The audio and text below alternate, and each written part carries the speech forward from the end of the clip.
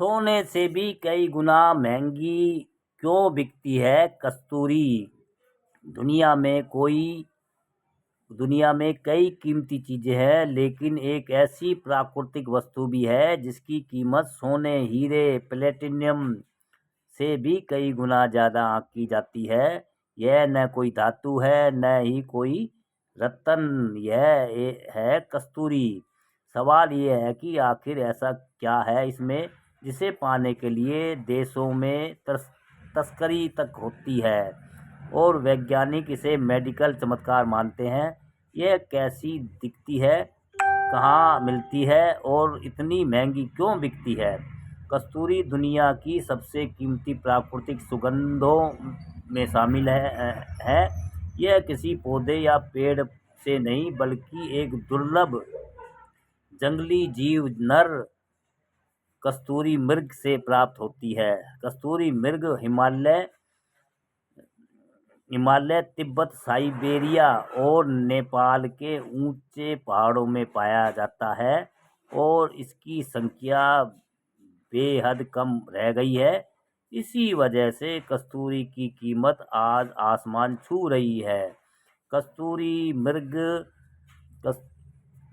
मृग के शरीर में, विशेषकर नाभि के पास, एक छोटी थैली नुमा ग्रंथि होती है। यही ग्रंथि कस्तूरी पदार्थ का उत्पादन करती है, जिसे सुखाकर कस्तूरी बनाया जाता है। ताज्जुब की बात यह है कि ताज़ा निकली कस्तूरी में बहुत तीखी और तेज गंध होती है, लेकिन जैसे जैसे वह सूखती है, इसकी खुशबू और भी मधुर, गहरी और मोहक। कस्तूरी की अनोखी खुशबू इसे दुनिया के सबसे महंगे परफ्यूम की रीढ़ बना देती है। यह फिक्सेटिव की तरह काम करती है, यानी किसी भी इत्र की खुशबू को लंबे समय तक टिकाए रखती है। जैसे जैसे इत्र पुराना हो जाता है, कस्तूरी उसकी खुशबू को और भी निखारती है। आयुर्वेद में भी कस्तूरी का खास महत्व है। कस्तूरी सिर्फ खुशबू नहीं है, यह औषधीय गुणों का खजाना भी है।